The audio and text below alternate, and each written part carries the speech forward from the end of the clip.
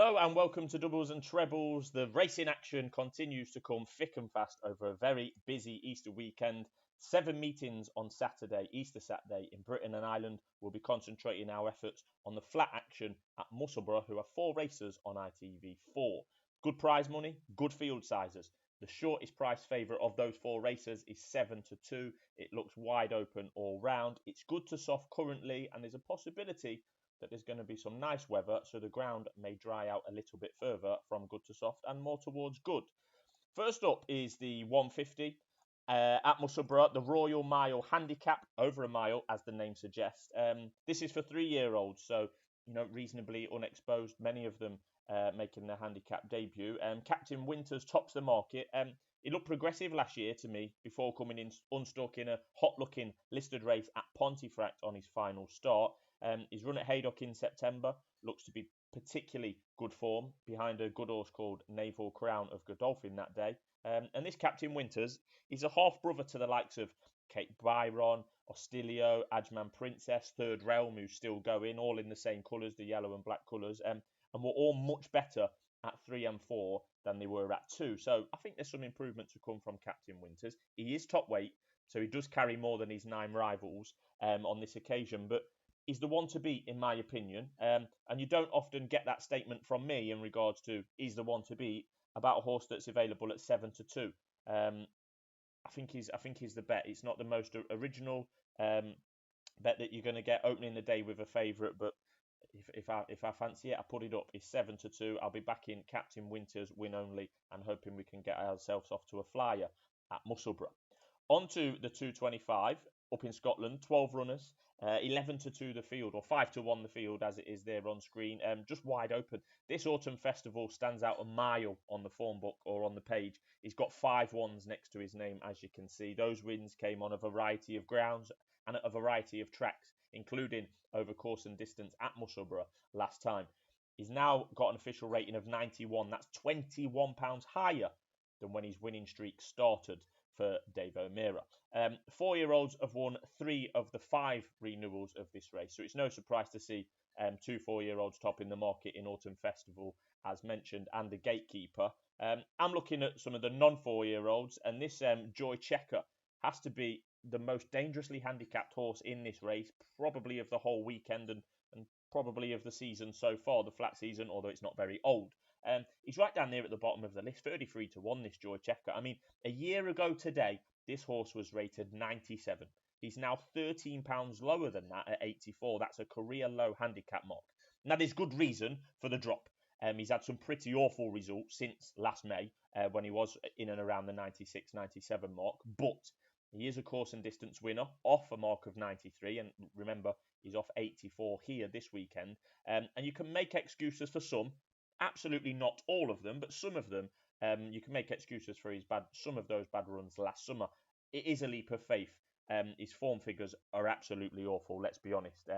He's been 7th of 9, 7th of 7, 9 of 9, 20 of 20, and 22 of 27. It does not read well for this Gioia Cieca, but he has come down in the handicap, and he had a decent run, probably a career best at Haydock about a year ago. Not a winning effort, but that was off, like I say, that was off 96 on that time. He has been as high as 97, and he gets in here off 84. It is a leap of faith on those form figures, but he has been gelded, and he's had a second wind up since we last saw him. The Keith Dalglish Yard did have a winner at 22-1 earlier in the week, so they're amongst the winners, and I believe it's Keith Dalglish's last season as a trainer. He's going to pack it up at the end of this season. Might be wrong there. I think that's what I heard. Scottish trainer himself. So this Gioia Cieca, 33-1 each way, 4 places. That's the one. That's the one I'll be backing. I'll also be backing another in the race. It is pretty wide open, as I said. Northern Express, a little bit of a shorter price. They're at 11 or 12-1. He's another that I think is worth backing. He plied his trade in 3 of the most competitive handicaps around on his last 3 starts last year, and was first or second in 4 of his 5 starts prior to that little run of the 3 really tough handicaps at the end of the season. So in the first half of last season, he was really quite productive. I think there's still some juice in his current handicap mark of 93. This Northern Express usually ridden towards the back, so he'll definitely need some luck around here. but he was a close second over course and distance last time he visited Musselburgh some 18 months ago. Northern Express, 11-1 on screen near each way, 4 places. So I will be back in 2 in the 225 at Musselburgh. On to the 3 o'clock. This is absolutely wide open sprint. 14 runners, 6-1 the field. This looked really, really difficult to me. The most difficult race of the day, in my opinion. This Zarzini won the race last year off a £2 higher mark, which signals that he likes Musselburgh, but hasn't done a lot since that run, hence why he's coming down the handicap. But he does appear to really like Musselburgh. He's been first and second on 2 runs there in his life, Zarzini, and he's in there at 13-2. Top of the market came from the dark. I mean, a year ago, came from the dark for me was one of the most exciting sprinters ahead of the season last year. Possibly not at Group 1 level, but I fancied him for the Palace House Stakes at Newmarket about a year ago on Guineas weekend. He had a bit of basically a disaster in 2022. This came from the dark. I think he does prefer softer ground, so he'll be hoping that Musselburgh's more soft than good. I think it might dry out before race time on Saturday. But yeah, an interesting one. He could be a hindsight horse. This came from the dark. I think he's got quality. His first time running in a handicap for a good while. And at 6-1, he could be one of those that wins, and you think, bloody hell, how did we let that horse, from 2021 when he was winning at Sandown, etc. How did we let him go off at 6-1 in a handicap? But I won't be backing him. The one I will be backing, tentatively, is Burning Cash. The drier the ground, the better, and he's back down to his last winning handicap mark. The second half of last season wasn't great for him, but he did show some good form before that in 2022. And whoever wins this race will need some luck. Hopefully some of it falls Burning Cash's way. He's 14-1 each way, 5 places there. If you shop around, there's 4 places, 5 places available. Depends what price you want to take. I will be taking and advising Burning Cash 14-1 each way, 5 places. The final ITV4 race up in Scotland is the 3:35 Queen's Cup over 1 mile, 6 furlongs. As regular viewers will know, not my kind of race over that distance, but a maximum field of 14 in another pretty open betting heat is sure to be of interest to punters and viewers of doubles and trebles. Only one snippet. It's not a selection and it's not a bet for me. It might be for you. The Max Weekend, you can see there at the bottom of the screen, 14-1. A former winner of this race in 2021. He did run in 2022 as well, but got no way near winning.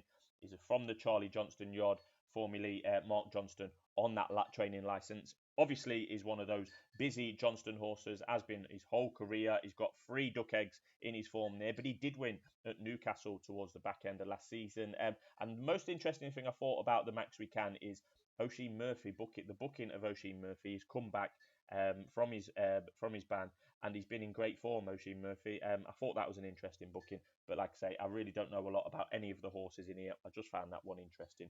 Make of that what you will, not an official selection. So the 3 selections for me will be in the description below. And as always, it's either 1 point win, like on Captain Winters, or 1 point each way on the other 3 that I advised.